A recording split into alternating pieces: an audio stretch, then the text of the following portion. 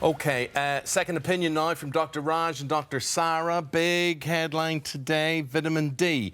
Public Health England saying that we should all get an extra dose of it because we live in a world where we either live in the dark, we're not going outside more, we're not producing enough of this vitamin.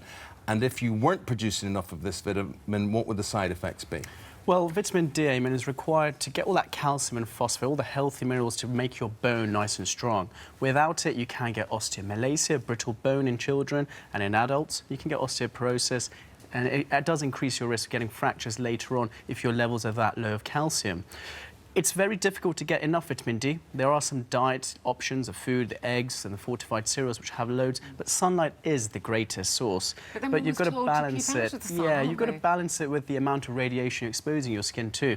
Some research does show between the hours of 11 and 3, during perfect days like yesterday, as little as 30 minutes can be enough to get all those vitamin D levels up in your body. The thing I hadn't heard before, Sara, was babies.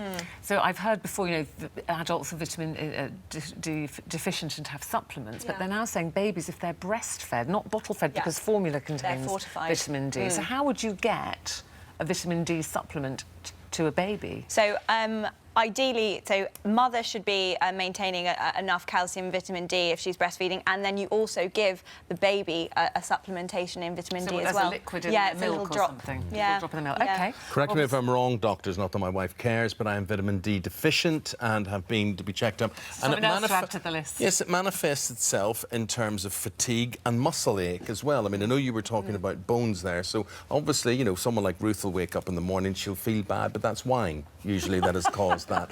But for some other people, it could, in fact, be a vitamin D deficiency, like myself. That's what I'm pointing out. Right. Absolutely. It could well be a mixture of different vitamins that are depleting your system. So if you do have those symptoms, worthwhile popping into your GP. OK.